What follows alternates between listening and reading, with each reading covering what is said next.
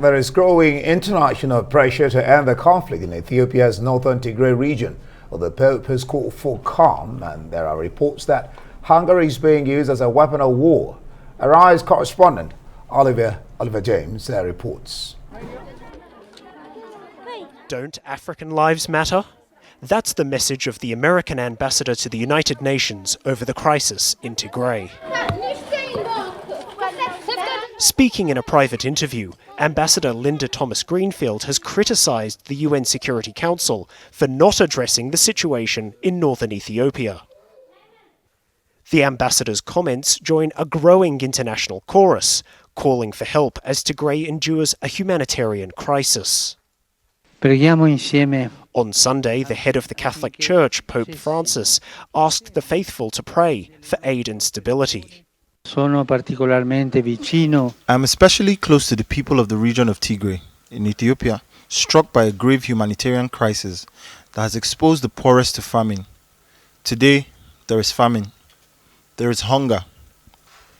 Let's pray together so the violence will end immediately and for all food aid and health care to be guaranteed and the return of social harmony.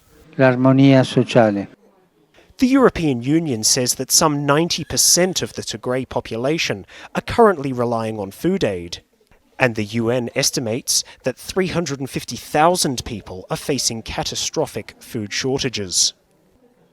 In the region's capital, Mekelle, mothers are bringing their infants from afar in desperate need of medical attention.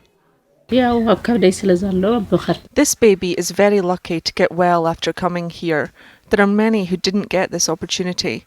There are a lot of babies with many complications that couldn't find the way to come here from many places in Tigray. We'll expect many more when the roads open up. Meanwhile, activists in the West are pushing for action. At the weekend's G7 summit, protesters said that talk was cheap. We don't feel like they've done enough because even with the EU alongside it, we only get so many words that we feel is empty without actions. So many times we've heard that they're concerned and the situation is dire, but not much action is being put behind it. For many people in Tigray, there's the risk that comprehensive foreign assistance will be too little, too late. Oliver James, Arise News. Oliver James joins us now live in the studio. Oliver, good to have you. From that report, one of the respondents there said, look, it's all talk and no action. That seems to be the feeling there on the ground in Ethiopia. It's a real humanitarian disaster, isn't it? What's giving rise to this famine-like conditions in Ethiopia now, especially in the Tigray region? Absolutely. It's a tragic situation, and unfortunately there are a variety of different factors that are contributing to these famine-like conditions. The first, I think, is quite clear. It's the diversion of resources to the conflict effort. When a war starts, when there's a conflict, farmers go off to fight. Their wives or their assistants, or sometimes the women fight as well, but that means that there is no one on the farm there to take care of the livestock, to till the soil, to do all those sorts of things. And unfortunately now, the chickens have come home to roost, proverbially. 6 months later, almost 8 months later rather, we're seeing that there is no food there for them to harvest. But in addition to those conditions, those sorts of things we see around the world in various conflicts, there are accusations on all sides that hunger is being used as a tool of war, a weapon of war. All right. Let's talk about Eritrea's role. What can you tell us about their role in this conflict?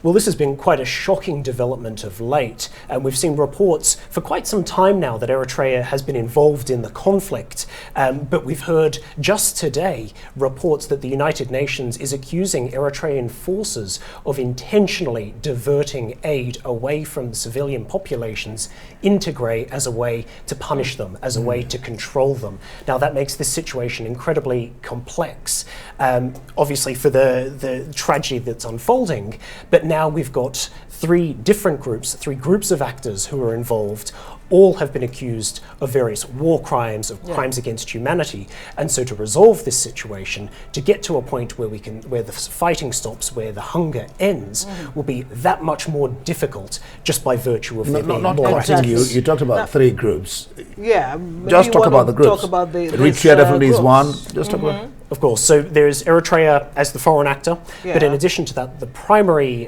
combatants in this conflict are the Tigrayan political movements associated with the Tigrayan regional government, and then of course the federal government of Ethiopia. And so that's that internal conflict between the Tigrayan region and the federal government. And the federal government seems to have been, I mean, even before the G7 meeting, they tried to preempt the G7's, condemnation of goings on there in Tigray. But they are saying the reported famine situation conditions in Tigray are not as dire as they're being made to look. Tell us more about how the Ethiopian government is reacting. Absolutely, Ngozi. They're saying straight up, there is no famine, which is naturally being disputed across the board by a variety of different international actors and regional actors. But they've got a variety of different interests in disputing these claims. Firstly, there's just the PR crisis that they are overseeing what could be, in many ways, a man-made famine. But in addition, we've seen the European Union cut funding to the Ethiopian government because of these conditions. So they've got a lot of skin in the game, and it's quite expected for them to try and downplay what's happening there. Oliver, let's talk about the international pressure to end the conflict. A little bit too late, you'd say, or? Possibly. It might be a little bit too late or just not enough. We've seen the Biden administration implement a variety of different sanctions on actors associated with the Ethiopian federal government and the Eritrean government, but they're just visa cancellations and visa bans, stopping individuals from traveling to the United States.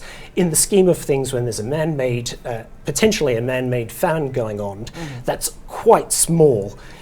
When we consider what the world's most powerful, wealthy country on earth could be doing to help the people of Tigray. And now you have the Ethiopian authorities actually saying they need the support of friends now more than ever. How sincere really are they, in saying that? Well, I think friends need to help friends. And that, who are their friends? Well, that's a very good question. If we take, for example, the EU and the United States, they've had various partnerships, diplomatic partnerships with Ethiopia for decades now. That's no surprise. But I think many in the United States, in the West, are saying friends need to help friends, and the buck has to stop with Ethiopia. They have to be held accountable for what's happening within their borders.